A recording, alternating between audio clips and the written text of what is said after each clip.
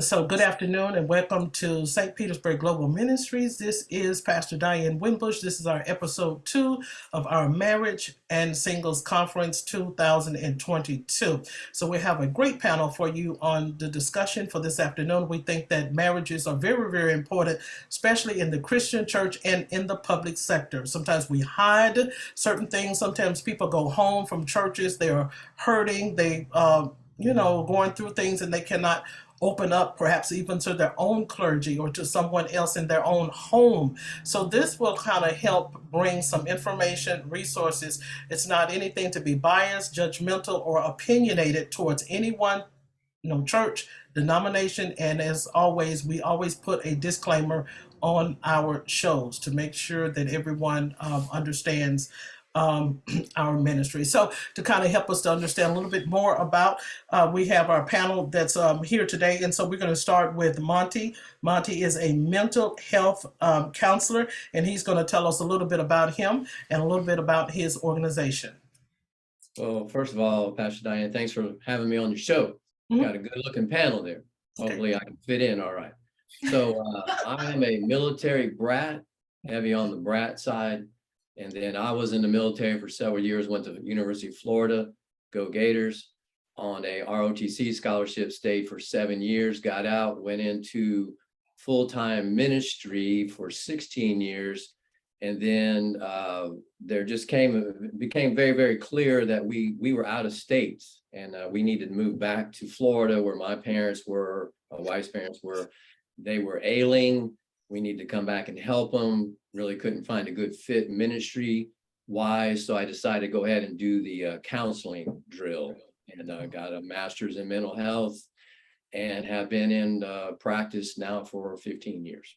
Okay, great. So our next panelist we're going to go to is going to be Assistant Pastor Reverend Isaac Hayes, and he's going to tell us a little bit about him and also his organization, and then a little bit about what he do.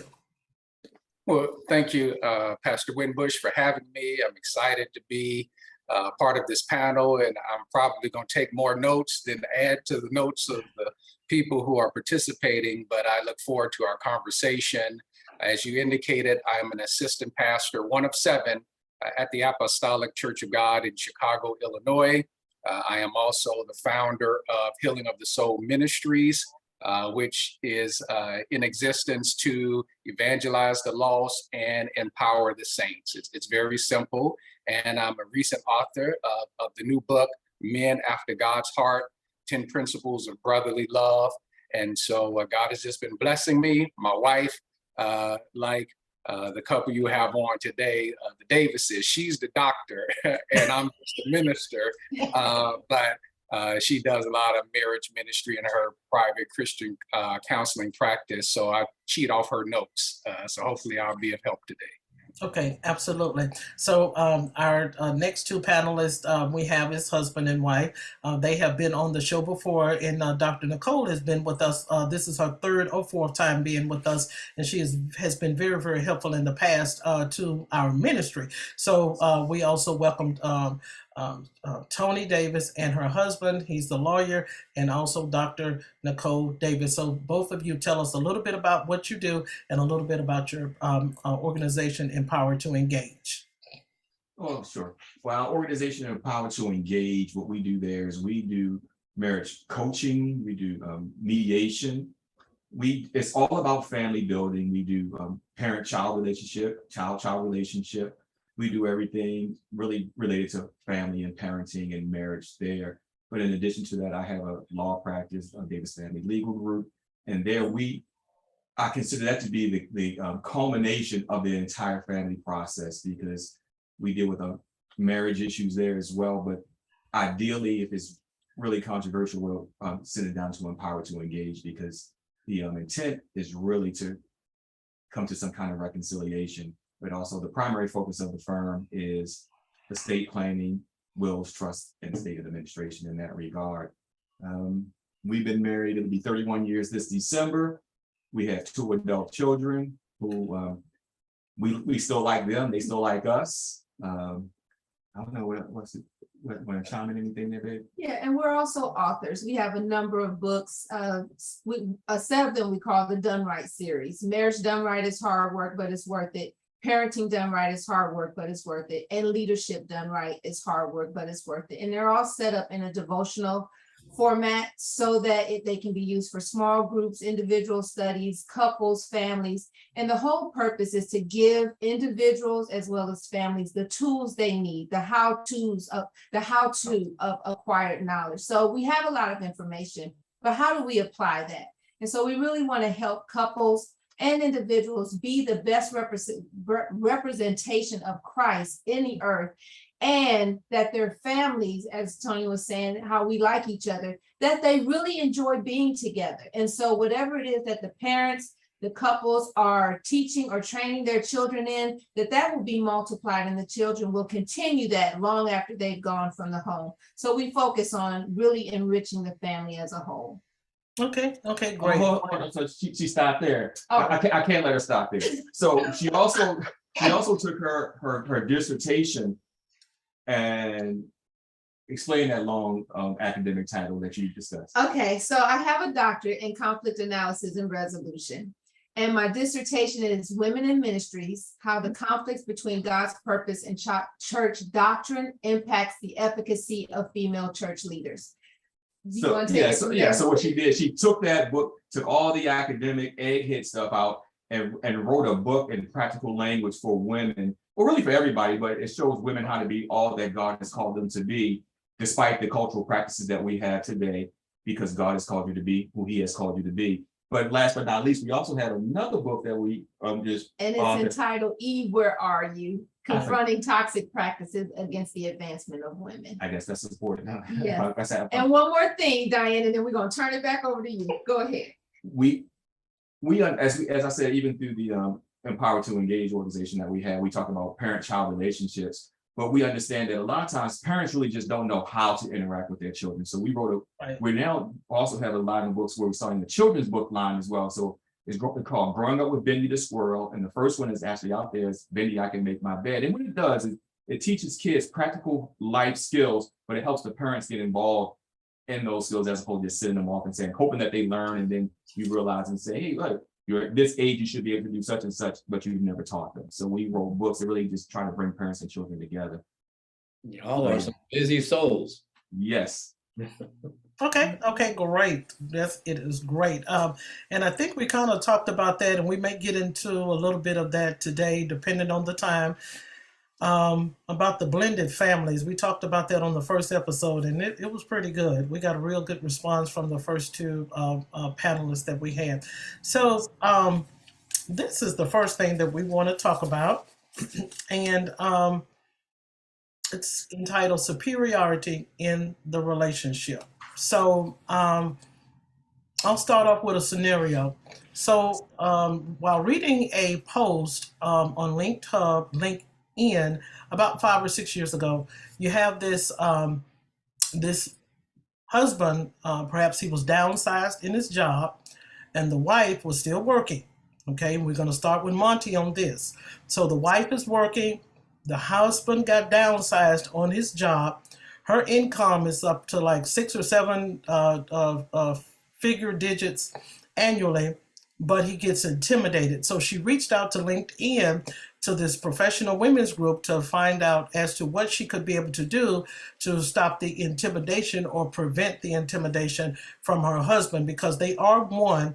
But we want to talk about the fact as what a husband can be able to do in the case if he is he's still the breadwinner. It doesn't matter if his income is smaller than the wife, but he's still the breadwinner. But sometimes the spouses will. I'm telling you, my ministry is a little cut and dry. So I'm just telling you. So that's what happened. She was looking out and researching for help from the group as to what to do. She couldn't quit her job just because her husband felt intimidated because of, so how do we keep couples together? How do we encourage couples to be able to accept one another regardless of who is bringing home the most of the bacon and who's slicing the most of the bread? So we're going to start with Monty. I love your illustrations. Slicing the bacon and making the bread. Mhm.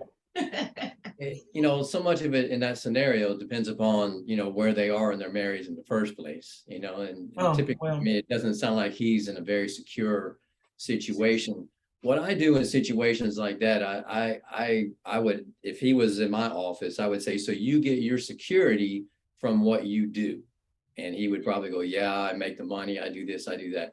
I said, so what if until you get to a better place in your job, you get your security from who you are? What you Okay. do as a husband, what you do as a father, who you are to your wife and your kids. Get your security from that, because jobs come and go, but those roles are going to stay. Right. That's where I would start.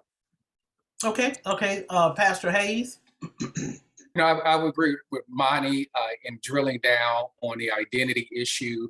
One of the things I talk about, you know, they do it more as a practice. I do it more as ministry and talking about it to the congregation. But one, marriage is never 50-50, right? It is a Right. partnership, and Absolutely. you get in where you fit in.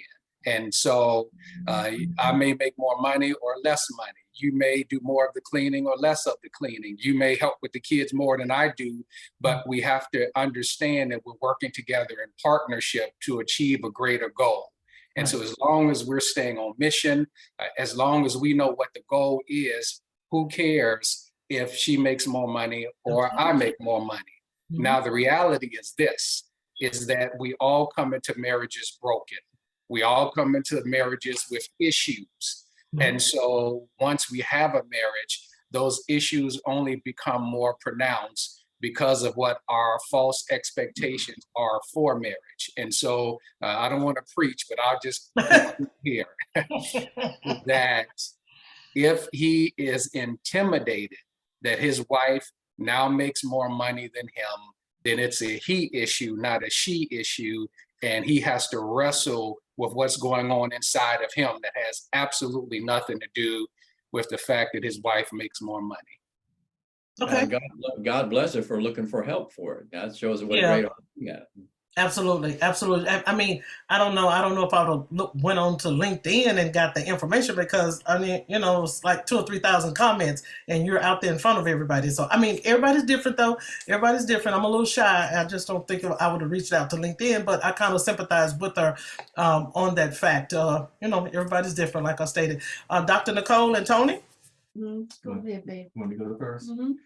Oh, wow. Okay. So in this particular scenario, I would really need more facts to really formalize a really strong opinion. And the primary fact I would need to know is if he was making more money than her before he lost his job. Yeah. And, you know, as Monty said, it seems like he obtained some kind of security from his position. But the reality is this: if he lost his job and now she's making more money than him, and Isaac touch on it as well, talk about me issue versus her issue, is the real issue that she's making more money than he is, or is the issue that he's feeling insecure because he's no longer making money, right? So now, because I have to properly identify what the real issue is so that I can try to solve it. If the issue is that she's making more money than he is, then we have to talk about, well, what do you need to do to obtain a job again? And if you obtain employment or start your own business, whatever the case may be, is it a situation where you can make the money that you desire? If the issue is her making more money, then it's a totally separate and distinct issue there. Now the issue is really what I would consider to be something that's foundational to marriage. You see, because when you're talking about marriage, especially in a Christian environment, right? But even if you're not in a Christian environment, hopefully these kind of topics will come up. You're talking about things like unity. You're talking about things like oneness. So now, anything that happens to someone that I'm in unity with, or oneness, because, you know, no longer two flesh, but now we're one, right? Right. Anything that happens good for her is theoretically good for me. So, Right. So if it's good for me, now there's no reason for me to be intimidated. Right. Because what's happening for her is good for the family, it's good for the relationship. So I need to really properly identify what the issue is to give proper help. Okay. Dr. Nicole? Yeah, so I purposefully wanted Tony to go first because I really wanted to hear what all the men were saying as it pertained to the man. Because that's nice to address the man, but we also have to address the woman. because Yeah. she is in this relationship and needing a way to deal with the conflict, because that's exactly what it is. Mhm. So I'm thinking about it as a practitioner, a mediator, as well as a pastor, because Right. I'm ordained as in addition to that. Right. And looking at it spiritually and naturally. So for her, I don't know what her prayer life is like. I don't know how strong she is as a Christian and whether or not they are Christians. I don't know if you said that. Right. But if she's a Christian, then my advice would be different than someone who's a non-Christian. But her prayer life has to intensify, for one. She really needs to get godly wisdom in her approach to the matter, because this is a conversation that must be had. Whether that conversation is going to be had with just the two of them, or they're going to get a neutral person, whether it's a pastor like Pastor Hayes, or if it's a mediator, someone who can come in and hear what the issues are. And if it's a situation that we find oftentimes in marriages where one spouse may not want counseling or are willing to go to talk to someone, then she would need to go and talk to someone to get some assistance in how to navigate through this, just in case his response is volatile, if he's shutting down. She would need to be able to be emotionally stable to deal with whatever the scenario is. And someone would have to talk her through, if this happens, then do this. If this happens, consider this. If this, then don't have the conversation, walk away. You know, so there are conversations that would need to be had with her to help her talk about it. But couples need to. Right. They need to talk about these hard things. And that's one of the things that keep marriages from flourishing, is because we don't know how to communicate. And so one of the things she could do is ask him the questions. What is it about the fact that my money is not enough to sustain us while you get on your feet, because I'm here to support you? Or she can make sure that she's not having an attitude because he's not working. So there's so many layers to this, to make sure that she is undergirding him in this time when he's feeling the way he does, because I can't imagine what that feels like, especially if you were the one making most of the money, or you do identify yourself by what you do. What does that do to you as a person? So just helping her to put herself in his shoes and to be as patient, sympathetic, kind, and wise in her approach in dealing with it. And we've all presupposed that she had a good idea, a good attitude before she went to LinkedIn as well. We don't really know. Right, absolutely. And so let's clarify, that question was actually for the public sector or the secular type of setting, workplace, workforce, or what have you. And sometimes, like I said, everybody's different, and perhaps maybe she was at her wit's end, the reason why she went to LinkedIn, because she, felt it was in a group or what have you, and she could be able to talk to the other women and get the help and response that she needed. It just kind of struck me when I saw it, and I kind of felt sympathetic for her. I really did, because even though we're Christians. All of us have some type of leadership authority, but our love for God is supposed to spill over, not just to the church, but to those that are lost too. So that's the reason why I handle both sides. I have to handle the public sector side, because once the video is published, it's just not Christian people going to be watching this. It's going to be people that's going to be looking for answers on both sides of the fence. So that's the reason why I address them on both sides of the fence that way. So now we're going to the church. So you have, we're going to go to the church. So now you have a husband. Well, we're not even going to do it that way. We're going to go the other ways, because we're not here to badger men and beat them up and what have you. So now you have this wife. And so she is perhaps maybe a cafeteria supervisor. And how does she deal with the same question now? How does she deal with that? Her husband is on the platform.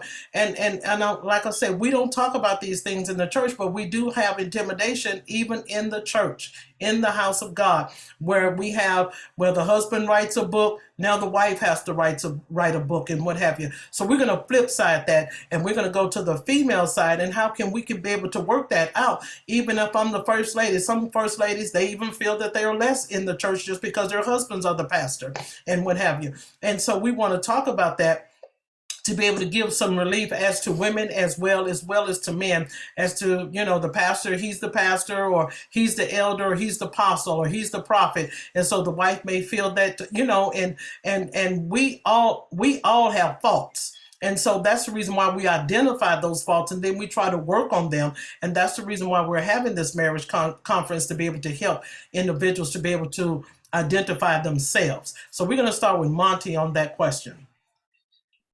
First of all, it's a great topic because I dealt with this quite a bit during the pandemic when so many people were getting laid off. You know, that really did, you know, like the wife kept the job, the husband didn't, and that did create some problems. But so now that we're back in church, you know, the way I would approach the situation, you know, as a couple, I would ask them the question, are you here to compete or here to complete? And then right there. That's what happens sometimes is, you know, couples, I know that was very strong part of our relationship early on. We've been married 40 years, but man, those first few years, I was competitive with her and she's competitive with me, and it just caused a lot of conflict. So I would get them to flip. I said, if we're here to compete, there's no good future in that. We got to learn, you know, from a biblical perspective, the two become one. It's about completion, right. Not competition. Right. Absolutely. Reverend Hayes, a pastor. Yeah, I would again piggyback off Monty. I frame it more of, are we in competition or are we complementary, right? As I understand, Eve and Adam, when God presented them to each other, Eve was Adam's corresponding opposite, right? She was not in competition with him, but she was there to partner with him to go to the next level, right? They were to be fruitful, multiply, replenish, subdue, and have dominion. Adam could not reproduce by himself. So God gave him someone who would complement him in the work of co-ruling on the earth on behalf of God. And so when we even think about a personal illustration, when my wife and I were married, you know, she came from a different church. At her church, let's just say she was well loved and she had a lot of responsibility. And she left a smaller church to come into my big old mega church, and where I was well loved and given a lot of responsibility. And so she became a small fish, quote unquote, in this big pond. And now it's her husband that is receiving all the attention that she would get.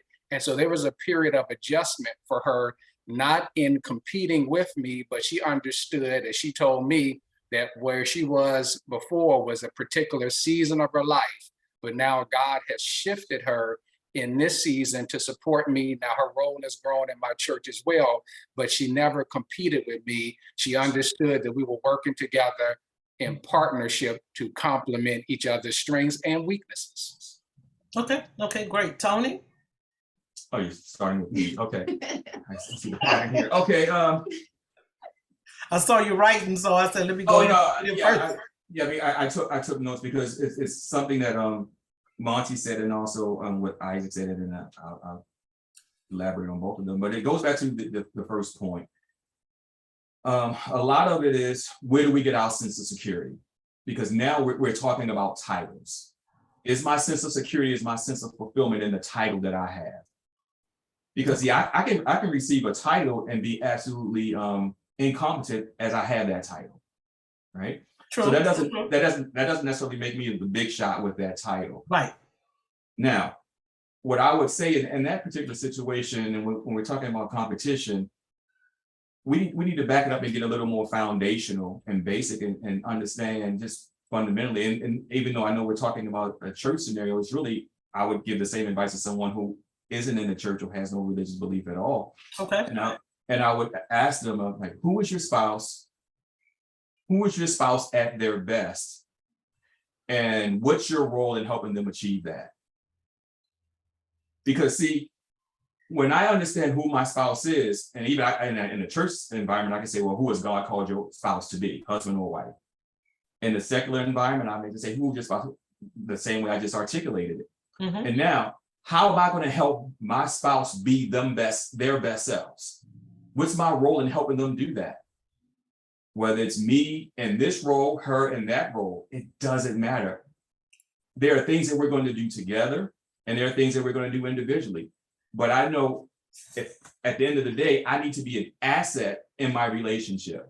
So Nicole, how can you be your best? What's on your heart? How can I help you in that? How can I help you achieve your dreams? That's how we're going to function on a day-to-day basis. And the note you saw me writing towards the end is going to what Isaac said, because at the end of the day, what we have to learn, sometimes it'll help if I'm in a Christian environment, but sometimes there's this thing that's really, really irritating, and I can say it, but we don't really understand it if we have to deal with it sometimes. And it's called timing. Okay. So now as I'm walking in my relationship and things may be happening for you, or they may not be happening for me, or vice versa. Sometimes we have to understand that, you know what, it may happen, but now I have to maybe have to get a better grasp of timing to see when my dreams may come to fruition. But the reality is, if I'm walking in my best, we should be good. I don't know why we would ever compete or be frustrated if I'm in my best and you're in your best, and I'm helping you become your best and you're helping me become my best. That's my focus, not competition. Okay. And you know what? And all of this happens, just thinking about what Monty said, we evolve into this. Like, we don't go into marriages having this fully understood or walking in it when we join together. I mean, it's really messy in the beginning, and we really have to have the conversations, talk to each other, and recognize what we're doing, because a lot of times we have feelings and treat each other in ways that we don't even recognize that we're doing it if it's not brought to our attention. So this issue of identity is a really big one. Who am I? Why am I here? And what should I be doing? Most people cannot articulate who they are, even whether they're in the church or out of the church. They have no sense of purpose. They don't know what they should be working towards. And if I'm in a relationship and my spouse seems to know what they want, they're moving in that, and I don't have that together, as opposed to me looking to them to help me get that, resentment can set in and jealousy can set in. Right. And then I retreat, I become isolated, and I let the devil work on me in my mind and what I'm thinking, and I begin to entertain that. But you don't know that that's happening. And if we're not learning that in the church in particular, if we're not being taught not just scripture, but how that scripture applies to me, how does it help me become better at a woman, a professional, a mother, or whatever it is that I'm doing, or a man the same, then I'm wallowing in that. You know, I might be reading, I have a devotional, but it's not showing me, or I'm not able to apply it in a way that I can make my life become more of what God says I should be able to have. And so when I listen to what Isaac says, and for your wife to have the maturity, yes, to recognize this, that season is over for me. Right. To come to a place of that first of all, she has to have a level of self-awareness, and people don't have that. Right. So what I would love to see happening for people in the church and out of the church, that they take the time to do the work, talk to someone, whether it's a coach, a mediator, a counselor, a therapist, whatever it is that you need, a pastor, to start talking about, what is it that I'm trying to accomplish? Where is it that I want to go in my life, and how do I get there? And I need help. Those are the beginning conversations, and they just don't happen. And so we're always on the reactionary side as opposed to the preventative side to set ourselves up for success. We're always trying to muddle through a mess. And I would love to see churches and pastors take a more proactive and preventive stance, seeing that we have families. What can we do to strengthen them and make sure they're healthier, so that husbands and wives are supporting one another out the gate when they start? Even if you have to start from whether it's premarital counseling, or they just got married or just joined the church, to start having those conversations with people to see where they are and see how they can be helped. I could go on and on about this, because our churches and the people within them, the family is the foundation of everything, whether it's the church, the workplace, the community. And if a family is broken, then they're taking that brokenness wherever they go. We've got to take the time to invest in the people in these families so that they can thrive instead of just survive. And that's what's happening. Okay, great. That's fair enough. So that concludes our first segment. So the second segment is going to be in regards to being a good listener as a partner. So of course so sometimes, it may take a while for us to get there. So we know the story, of course, of the reason why Vashti in the book of Esther, she lost her throne, disobedience. Her husband wanted her to do one thing and she said no. And so the husband, King Ahasuerus, went to the elders and said, well, let's get some information from them and let's take their advice and see what they have to say. And so once he went and got their advice, hey, no, throw her out because we don't want our wives disobeying us like she's disobeying you. So we want to talk about that also as well, starting at this perspective of the wife, because it's the wife's job to submit just as well as the husband. But God basically leans on the woman to be obedient, more simply because she's more at the home, and the husband is more like the provider. He's the head of Christ and he's the provider. So we want to talk about that, the importance of especially not trying to have the last word, in the relationship, and being humble enough to say that I'm wrong. We're talking about the topic is disobedience, but to say that I'm wrong or to admit that I'm wrong and making sure that I'm not walking in a level of pride to distort the relationship. You have so many couples, especially in the church, individuals, they take their titles and they abuse their authority. It's me, I'm right and stuff because I'm the, this and I'm that and what have you. But we want to talk about the importance in the marriage of how important it is to be a good listener. Take the time to calm down, listen to what you're saying, and even if you're wrong, humble yourself and go back to your spouse and your partner and say, look, I was wrong with, in that. And then that also can be able to release the partner so the partner won't, lay down, upset or angry or what have you. So we're going to start with Monty on that question. You hit me with a lot of stuff there, Diane. So let me I just want to make sure I understand. So basically, how to help couples communicate better. Is that really what we're saying? For being a good listener. They're communicating, of course, but sometimes you have one spouse that may not listen. They're I think Ben Matlock used to say, they're ratchet mouth. They rattles off at the mouth. One wants to listen, one don't want to listen. And so we're talking about bringing the couples together as to how to be one and listening to one another.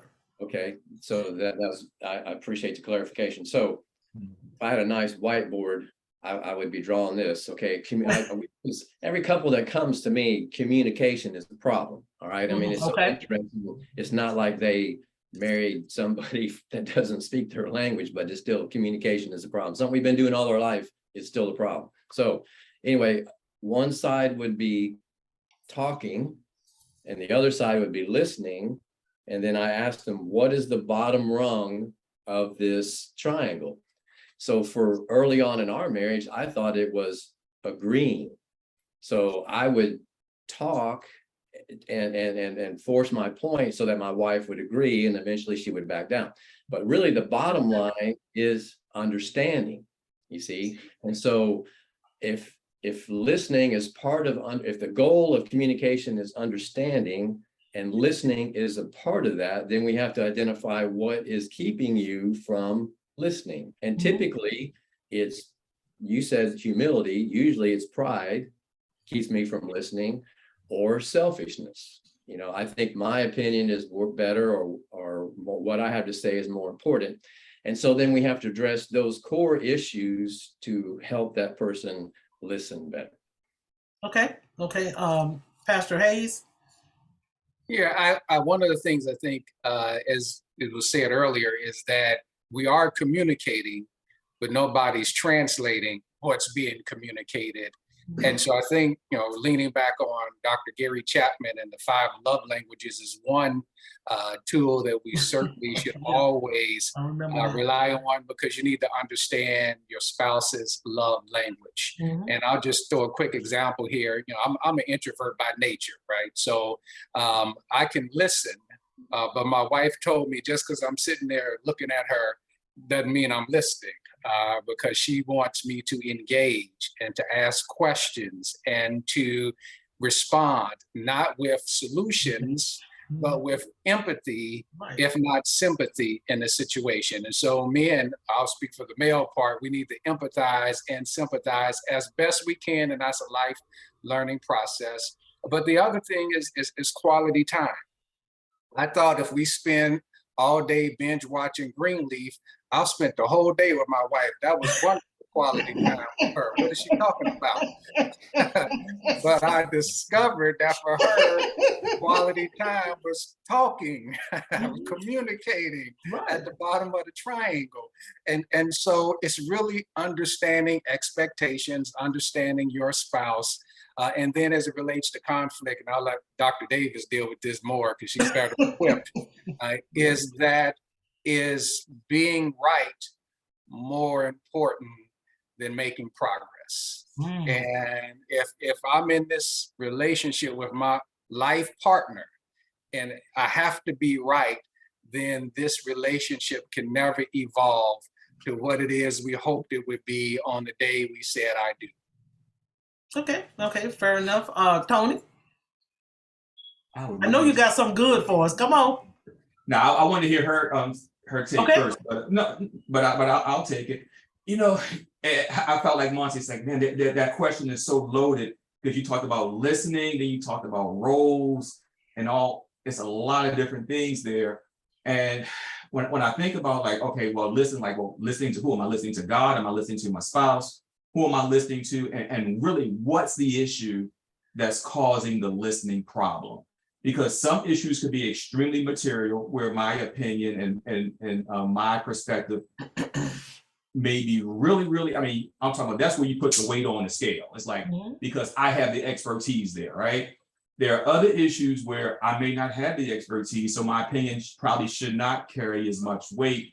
And then depending on what the topic is, it's like, hey, is this something that we really need to work out together? Because if it's something that we're doing together, because remember, and from my perspective, unity, you have love and all that kind of stuff, but unity and oneness is really the key foundation of a strong marriage, right? So if we're having issues here, is this something where I may think that the issue is my ability to comprehend or even listen or try to understand somebody's perspective, but maybe that could be a crack in our unity. So I don't know. So as you see, I have to diagnose what the problem is to see what we're talking about.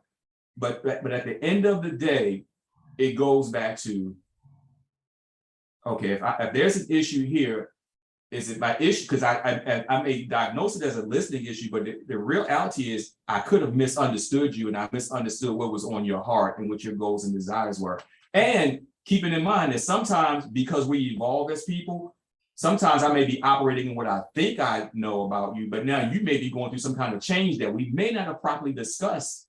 And so now I may not understand your new perspective. So that means I need to sit down and understand where you're coming from today, because you may not be coming from today where you came from last year, even though I think I know you so well. So now that's an opportunity. That's an opportunity for me to learn, like, oh, what's happening here? What's this change about? And why is that a change? And why do you think that you're changing this way? And what do you think is going to yield?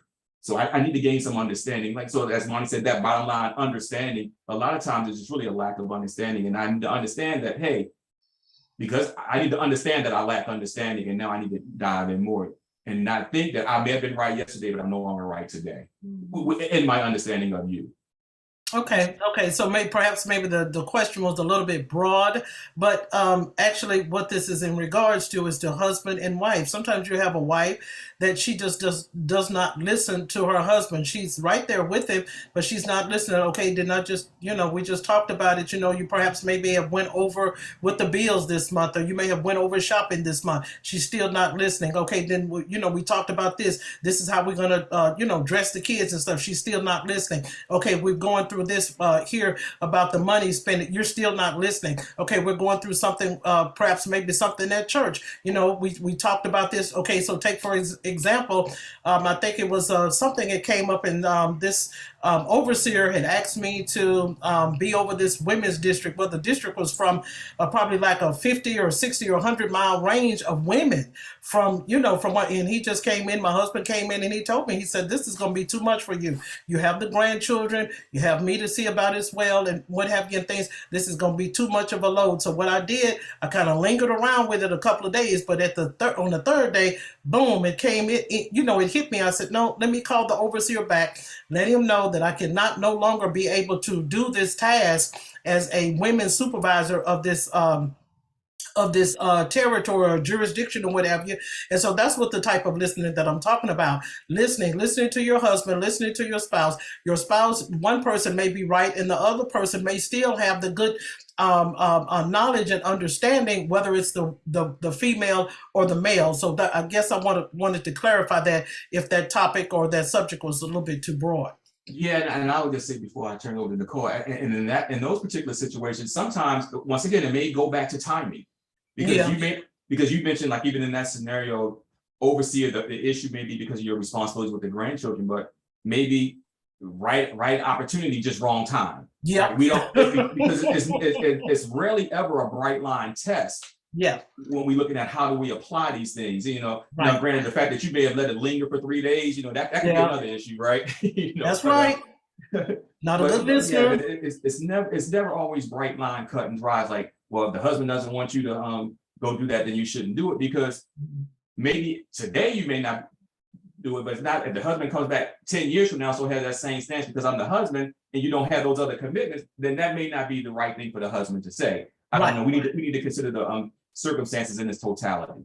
Right. Absolutely. Okay, so I'm going to address the broader question or how you formed it when you first started talking about, really talking about the roles. Right. And Tony and I met in the military. So in my mind and in his mind, we're both warriors. Right. We both come with skills and abilities to do a particular job, but it has nothing to do with the fact that I'm a woman and he's a man. Right. And so when you come into the marriage, and it's the same with dealing with conflict, if we get into who's right as opposed to what's right, then we start looking at, because you're this person, you now have the right to dictate or set whatever is supposed to happen. But what can happen in a relationship if a man does not talk to his wife about something he wants to do and consider all of the impact and the outcome and the cost for his decision? That can still be counterproductive for the family. And so if the wife says, I don't think you should take that job, or I don't think you should do that thing, or that ordination is going to pull you further away from the family. I thought we agreed we were going to wait for X, Y, and Z. That's right. So it goes both ways. And I think one of the fallacies in how it is that we do marriage, yes, in God's order and God's design, the man is the head of the home. Right. But as you have Father, Son, and Holy Spirit, they work together in tandem. And while they have their specific roles, you recognize all of them as the Godhead Trinity that we follow and believe in as doctrine and belief in our Christian walk. And so men and women have to learn to listen and consider one another all the time. Right. It should never be a situation that a man nor a woman is talking to the other spouse as if they are a child. Right. Because those two together are co-ruling, co-reigning, having co-dominion over their home together, over whatever it is that God gives them, and they need to always consider one another.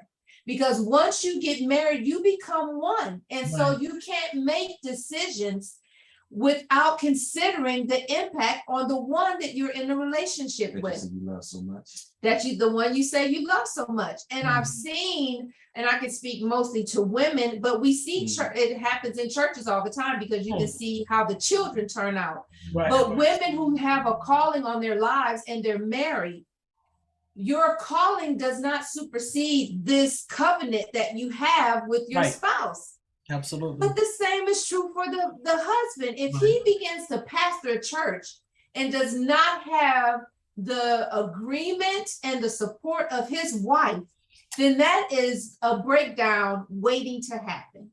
Right. And it's also going to be a poor example for all of those who come and follow that pastor. So when the Bible says that a person shouldn't be in leadership if they can't control their own home, their children in their own home, that's a true statement. And It's still a standard. It's still a standard. And whether it's directed towards the man or the woman, they should always be listening to one another to see what is the right thing, what is the best thing for us as a family. Mhm. Mhm. I'll stop there. I agree. No, you're not going to stop, because I got another question for you right there with you, Dr. Nicole. Okay. So this is a true incident that happened, because I'm kind of piggybacking on something that you had said. So so what happened was this couple, they, just all of us, perhaps maybe my relationship didn't start it off with tamarines, dancing, speaking in tongue and what have you. So we started out in a secular type of atmosphere. So this couple starts out with with a secular marriage, and then God calls the woman into evangelism, but she puts the husband out. Now that's happened 20 years ago. I still wrestle with that today. Today she's a pastor up under this great apostle and what have you. So I want you to be able to address that. That just kind of rung a bell over something that you just said. How do we, just because God calls us into ministry, who told us that we had the right to throw our husband out? It's a scripture in the book of I think it's in Corinthians in chapter 7, where it says if that man is pleased to dwell with that woman, she don't supposed to put him out of that house. Mm-hmm. Mm-hmm.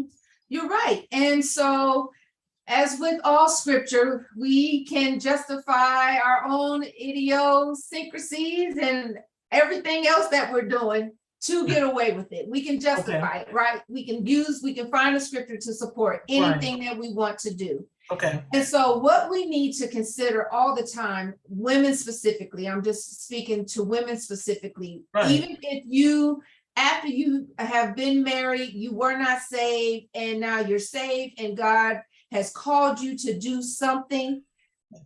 Every calling is not for that moment. Can we look at Joseph, right? We know there was a call on Moses's life, but the calling didn't necessarily happen, or David, in the moment that the anointing happened or that the prophet spoke the word. Right. And so what God does, everything should be multiplied. Like when he gives a gift, right? He adds no sorrow to it. Right. It should be producing after its kind. And so we are supposed to be an example.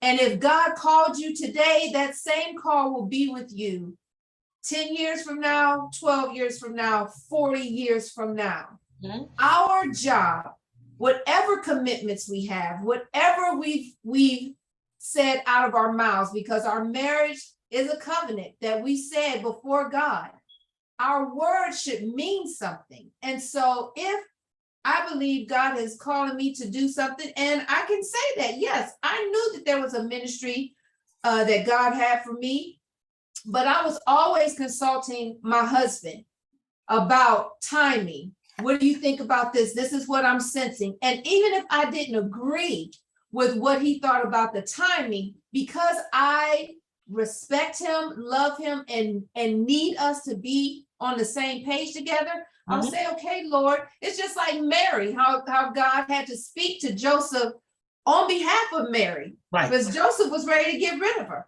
I have to say, okay, God, we're not in agreement right now, but I'm trusting you to bring us together in alignment because we have children. Mhm. Our lives is a ministry representation for the kingdom. And so I can't just arbitrarily go out here and make my own decision and do it my way. That's Because what- the Bible is very clear about what happens when people don't do it in God's timing or when they move out against God's timing. Okay. We want to be in the center of God's will and continue to be an example in our marriages and in our families, because the family is our first ministry, always. Okay, perfectly stated. So that's gonna conclude that segment. So the next segment we want to talk about, and we're gonna piggyback from a question from the previous episode that we had on Tuesday, and that's barriers in the relationship. Okay, how we're supposed to be setting up some sort of boundaries, so that outside interference won't be able to attack our relationship. And this is something that we don't like to talk about, whether it's in the secular world or whether it's even in the church. And so sometimes, we have, we're going to just be honest, mother-in-laws. It don't matter if you want to talk about it or not. We have mother-in-laws that perhaps maybe have not divorced their sons or divorced their daughters. And so here you have a newlywed couple. They're getting into this relationship. Perhaps maybe they have dated each other, previously dated, got a chance, an opportunity to learn one another. But now, you have the mother that does not want to detach, or the father that does not want to detach. I mean, I was sitting in a setting back here about 7 or 8 years ago. And so this wife and this husband had got away on a vacation. And so she went to go and visit her mom. I was down there visiting her too, because we went to school together, their whole family. And so right while he was there, the dad pops up. He calls on the phone from another state, going over football scores while he's on vacation with his wife at his mother's house. So it was kind of distracting, and she felt that it was distracting as well. Because everybody was raised different. You give people respect and what have you. When a person is on vacation, I don't think that they need to go in and ask mommy to change their diaties every time they go somewhere. So that was a little offensive to the wife at that time. So we want to talk about that, if it's comfortable for each panelist to be able to share and discuss of how we need to put some boundaries in place. All of us have not done that. All of us, I've been married going on, I think the other day, September the 7th, was 33 years. So everybody's different. So, but we're talking to those that are listening today and those that are wanting to get married. They're single and they're wanting to get married, and they may have an early marriage, newlyweds or what have you. So we want to talk about that. And we're going to start with Monty. So this is so interesting that I was in that situation. Oh. So, thankfully, my mother-in-law, she's passed now, but she was a Christian. So I met my wife in college, we got married, and we moved away. And so my mother-in-law called my wife every day crying, and I finally, I decided I got to talk to her. Faye was her name. I said, Faye, you know that God said you got to leave your father and mother and you cleave to your wife. And she goes, no, you're right. I need to let go. And I thought how wise God is. Okay. So now a little fast forward 30 years. Now I'm on the other end of that. All right. 2 daughters, hand them off. And I'm like, where's this leave and cleave stuff coming from? Who made that stuff up? So interesting being on the opposite side of it. But boundaries though, it is so hard because it's hard because we feel bad for doing it. I mean, people realize they need to do it. Okay, this intrusion into our relationship is causing problems, and we need to do it, but it's so hard. And so what I do in those situations, I talk about, okay, so why is it hard? What are the reasons for this difficulty? And then get them to face whatever fear they may have or anxiety they may have about it. And then address it. And then I say, now what happens if you don't? So here's how, but what happens if you don't? I mean, it's only going to get worse. We need to put boundaries on people because they don't see the need for them. And so reasoning with people like that, showing them scriptures, like the Genesis scripture I refer to, I mean, that helps, but it's tough. It's probably one of the tougher things that young couples will do. Absolutely. Reverend Hayes, Pastor Hayes. Yes, obviously you have to start with leave and cleave from a biblical theological perspective. And the leaving and cleaving is important because you're asking this man and this woman to create a new family with people whom they are not biologically related to. And that's where the challenge is, because they have a biological connection. They have a sociological connection with them because you were raised in this home with this mother, with this father. And so now, from Moses's narrative, what we discovered is that we're supposed to have a greater affection and a greater appreciation for our spouse than we do for our parents. So it's not that we are no longer affectionate toward our parents or no longer aligned with them, but that we're being called higher to a greater relationship with this individual who I want to start a new family with. And so leaving and cleaving is important and should be discussed before marriage, right? So I think this is where premarital counseling comes into play when we talk about, the family dynamics, when you talk about, what kind of household were you raised in? Here's the type of household I was raised in. How does he treat his mother? How does she treat her father? These are signs and opportunities for us to understand what we may be dealing with. And I think part of the challenge is that most people treat marriage like dating. Now, you never stop dating, but when you date somebody, you can break up with them. There's always an escape clause. But when you get married, you're saying that I'm going to be with this person to death do us part. And I always like to joke and say, hopefully not at the hands of the other person.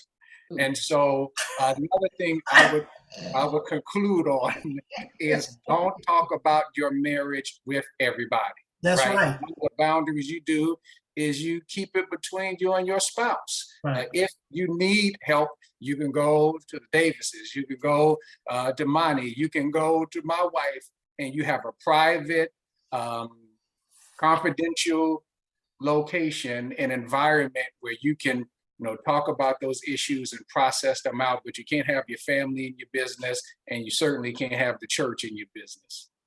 Absolutely. Okay, Tony? Yeah.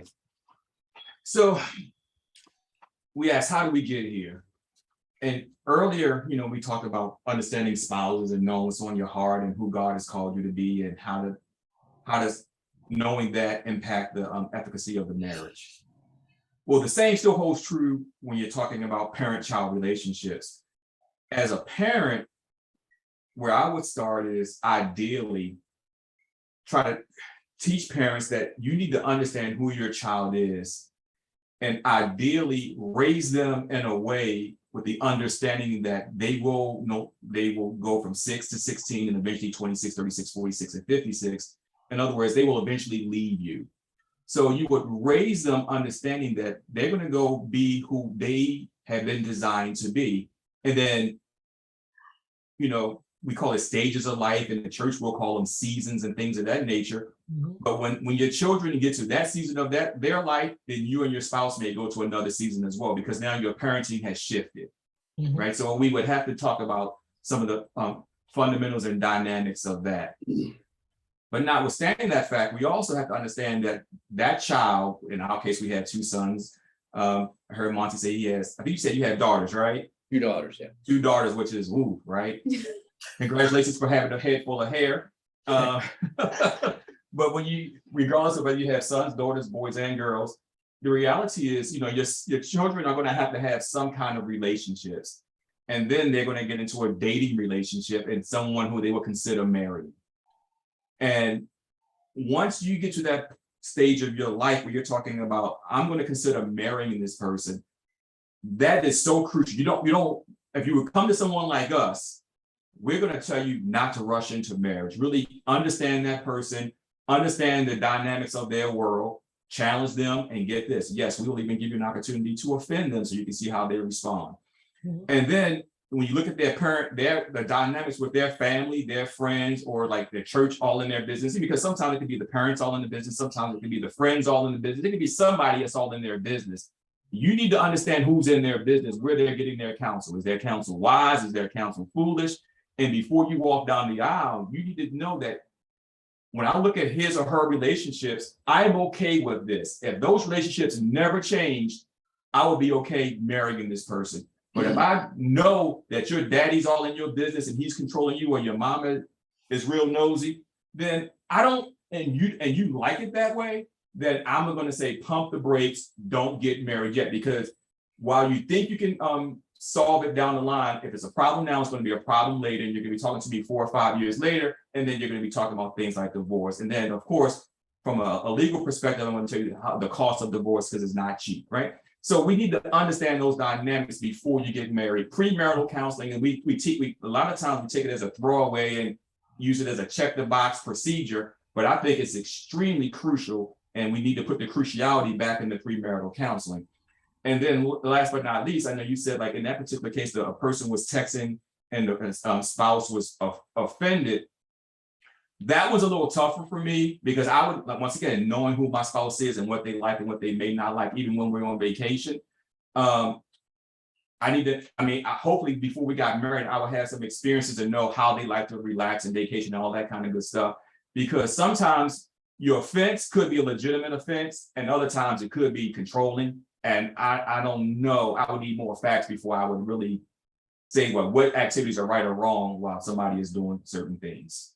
Well, he was basically the husband was basically the only child, and the parents, actually, to give a little bit more information, they doted over this son. And so I guess that's the reason why everyone kind of had an issue with that, because of, I guess, the relationship between the son and his father and what have you. It's just a scenario. This is not anything to kind of be, biased or opinionated or what have you, but it's the relationship between the parents and what have you. He's the only son. He's a school teacher. He's in his 40 years, in his 40s or something like that. And so, I guess the wife kind of felt that, we're here, we're on vacation. It was her parents' house and what have you. Can't you put that to a side or what have you? Because even though they were, I don't think that the wife was selfish. I think the father just kind of felt that, I don't care where you go. That's how we kind of felt it was too. I don't care where you go. I have a legal right to disrupt whatever it is that you're doing. And so, like I said, and I don't know, because it could be a situation where that could be the case. It could be, if he didn't get the football scores from his dad, he may be getting them from his best friend. And so it would still be an intrusion into the vacation, So like I said, I don't know, because it's like, hey, let me give me 5 minutes to get my scores, and then I can be back to you. Because another way, look, or like as Isaac said, because we can look like we're listening, especially when we put our other set of eyes on, right? Right. Straight at you, because I'm a reserved guy as well, and it's like, but I can look like I'm with you, but it's like we're having this conversation, but I'm wondering, did the Ravens score? You may as well just give me the information and let me get back to enjoying you. Yes, and then okay, babe. Now where were we? I don't know. I don't know. And it could have been, and just like you said, see, sometimes, we can read, everybody can read into different things, but I guess that's how we read into it, because of the relationship, between the father. But it could have been like that. Let me get this score from this dad and what have you and things. And so, and then after this, we hang up the phone and stuff. Yes, we're winning and stuff. And then let's go back over here to the wife. So yeah, you're right. I can see it that way, Tony. Yeah. See, sometimes, like I said, sometimes it's just a conversation, right? Go ahead, Nicole. Okay, so as an aside, one of the things we talk about, and I'm surprised Tony didn't say this, we actually do pre-engagement counseling. Okay. Because once you get to premarital, they got the hall, she wearing a ring, she already picked out the invitation, and so they're not even open to whatever it is that you're saying. And the fact that there could even be a slim possibility that after this conversation, I might call it off. Oh no, we're just checking a box. Now we're the problem. Right. How dare we? And so we want to talk to people as you're thinking that this might be the person that you want to be with. So that's just an aside. I just want to throw that in. But I had the privilege of being a stay-at-home mom. And so I'm going to talk about it from the preventative side. For those who are raising children and will eventually, if they're blessed to have this situation come up where your where your child is now considering marriage. I was a stay-at-home mom and I loved it. I loved being at home. And as I was raising our sons, I remember having an encounter with the Lord one day, and he said very clearly to me that their success nor their failure was mine to claim, that we are simply stewards. Mm-hmm. And so when you have that perspective, and that's what it is, it's really a perspective change about the role that you have in this child's life, that they come here already with gifts and a calling on their lives, for their lives, that God has purpose for them to be in the earth. When you parent from that perspective, as your child grows, as Tony says, the stages and ages of life, you will have a different perspective in how it is you are to walk with them through these various stages that they're going through. Mm-hmm. And so as a parent, you are equipping and training your child for independence. That's an inevitability that we should embrace. We may not want to, but that is what we are called to. And so as Christians, how we parent should be very different from the world. We shouldn't be talking about the same issues when we understand it from a kingdom perspective, but we don't. If we're really honest with how it is that we do what we do, it's the same as the world. We bring everything that we learn from our parents, we bring that into the relationship, and it's not, we don't take that through the word, let it be washed and changed, so that we're now giving our children a different experience because now we know Christ. So that's what I would offer to the conversation, that parents need to understand their role in the child's life, and that they should steward in a way that they prepare their children to be successful in that relationship by having the proper conversations. Like that father giving the child away shouldn't just be symbolic. It should be because the father really sat down with that young man to get to know who this person was, that they spent time with that family and had the conversations necessary to make sure that both children were coming in a way and with a mindset for success, and that the parents come alongside as support, not to be a distraction or to even be divisive, to continue to show the role that I have. Like, I would never do that to my sons. I want them to have what we have been able to have. Right. A healthy, loving, fun, and enjoyable relationship without parents as a part of that union. And so that's what's important, how we parent. Yeah, take what you learn from us and go be your best self. Yes. And we trust what you've done, and we also trust that when you get married, that you'll make the right decision, and you'll go with someone who will have confidence in that when the inevitable issues of relationships pop up, that both of you are well equipped to handle and get through those patches. Mm-hmm. Okay, great, fair enough. So this is the last question. We want each panelist to be able to share with the audience of some of your last final tips that you would like to share to marriage couples and those that are trying to get married. Some people don't know that there are resources to reach out to. They don't know that there are people that they can be able to talk to. I know a lot of times people may not want to go to the church and get the 6 weeks counseling from the pastor, but there are also other places that people can be able to go and be able to get help. So what would you advise? We're going to start with Monty. What would you advise, and what the last final tips that you would like to leave for couples? Well, first of all, I commend you for tackling these issues. Mm-hmm. I mean, really, these are some difficult things that people need to wrestle with. That they're going to wrestle with them eventually. So I appreciate you bringing them to the forefront. Mm-hmm. So in our 40 years, in my office, I have a couch, and then I sit in a chair, and I tell people, hey, I was on the couch long before I was able to sit in the chair. But what took me a long time to get to the couch was I saw getting help as being weak. And I think there's a lot of guys particularly that view it that way. So I said, no, it doesn't make you weak, it makes you wise. And for example, like my wife and I, we knew clearly what we didn't want when we got married, because I didn't want my parents' marriage, she didn't want hers, but we didn't know how to get what we wanted. And so that's why, once we tried to do it on our own and crashed and burned, then we realized, we really, there are people out there that know how to do this. The wheel is out there. Well, let's don't try to invent it. Let's go find it. And it helped a ton. So that's the advice I would give. Don't view it as a weakness to get help. View it as wisdom. Okay, great. And so also with each panelist, and we're going to stay right there with you, Monty, share how the audience can be able to connect with you, any books that you have published, how they can be able to find you on your websites, and also to be able to look you up for any future counseling. You can share that. We're going to go around the panel with that too. Okay, so our website is MTC, that's Mike Tango Charlie, counseling.com. And we, do marriage counseling, we do mental health counseling, substance abuse counseling. We do a lot of, we do spiritual coaching, life coaching.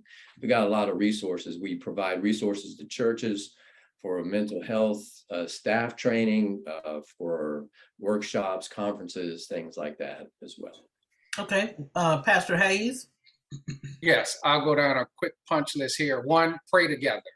If you're in a marriage, you have to pray together. You have to make time to do that, whether it's every day or at a minimum once a week, that you all take time out to pray together, because that's one way you learn what's on the heart of your spouse through what they're praying for. And you'll discover, oh, I didn't know she was dealing with this, or I didn't know he was facing those challenges. So that's one way when you can't interpret or translate what your spouse is communicating. When you pray together, you learn what's going on in their life. Two, monitor your spouse's spiritual, emotional, and physical well-being, because your spouse is not always going to tell you what's going on. But if you see him losing weight or you see him gaining weight, that's probably a sign of stressors in his life or her life. And that's an opportunity for you to ask questions. Three, I would say work together. Marriage is a partnership. It's not a competition, as we talked about earlier, but we are working together for whatever God's will is and God's destiny is for bringing the two of us together. We could have met any other person, but God partnered the two of us together for the kingdom, since we're talking to Christians. And so working together is going to help us to thrive and flourish and produce what that is. And then the last thing I'll say, because we talked about the Ephesians passage and submission, and what submission looks like in marriage is wives respecting their husbands and husbands loving their wives. That's what Paul really gets to in this mutual submission of husbands and wives. It's wives respect and husbands love. And when we do those two, I think we're good. And as it relates to how people can reach me, you can go to HOTS, HOTS ministries.com and learn more about my ministry, Healing of the Soul Ministries, which is designed to evangelize the lost through the gospel and to empower the saints through kingdom principles. Okay, great. Thank you so much. Tony? Thank you for having me. You're welcome. Yeah, so my advice to couples who are married, and especially those who are considering any kind of relationships, I would tell you not to focus so much initially on the other person, but really focus on yourself. Be the person that you're supposed to be, and that way when you can know that you're doing exactly what you're supposed to be doing. And then, so from a man's perspective, I would simply say, be reliable for yourself. And then anybody else who comes in contact with you, regardless of how they come in contact with you, whether it's a relationship, whether it's business, professional, doesn't matter. Let it be known that you're one who can definitely be relied upon to do what you will say.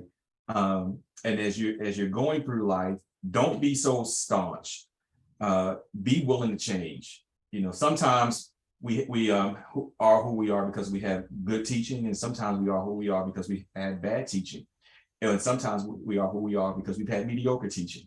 But regardless, if we realize that we can get better, then we have to be willing to make the change. Because we'll spend a lot of time just trying to prove something when it may not be yield fruit.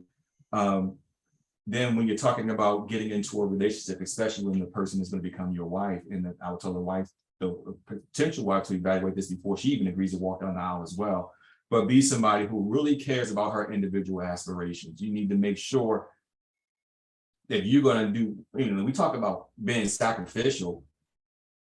Let it be known that you're going to do anything you can to help her be all that she can be, all that God has created her to be willing to support her in all those endeavors, because it's only going to come back to you. Because I know a lot of times the way it plays out, as you mentioned in one of your earlier questions, it may come across as competition, but the reality is if we do it properly, is just going to make the marriage healthier and you'll have more fun as well.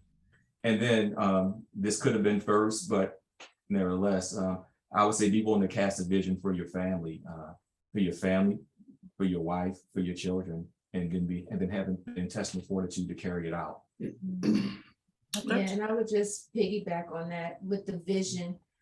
If couples would come together, sit down and talk about what is it that you would like to accomplish? What do we want or see for our family in the first year, in 5 years, in 10 years, and have that conversation every year at the least, where you are looking back, evaluating and assessing, were we successful? Did we accomplish the things that we put on our list? Do we need to make some changes?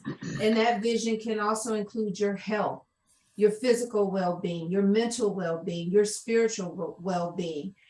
You need to read the Bible. You need to come together around scripture and talk about how you're understanding what it is that you believe God is saying for you and for your family. And I think those things, in addition to what Tony said, can help establish a firmer foundation upon which to build. If the foundation is not solid, then all of these other things that we have talked about or have suggested will not be able to stand if we are not at least standing together with one mind, going in the same direction and how it is that we're going to do whatever it is in our marriage and in the way that we're raising our family. As it relates to how to get in contact with us, we have our website, Empower to Engage, spelled out EMPOWER, the word to engage, ENGAGE.com. Tony has his family law practice, Davis Family Legal Group.com. And you can email us info@empower2engage if you want to contact us directly. We have resources and books that can be found on our website as well as on Amazon. You can look up Tony and Nicole Davis or Nicole Davis, PhD. You'll find all of our information on one of those two sites. Okay, great. So again, I would like to thank each and every one of you for being a panelist on the show on today. We all of us have different opinions, just like the first set that we had, and all of the opinions were agreeable.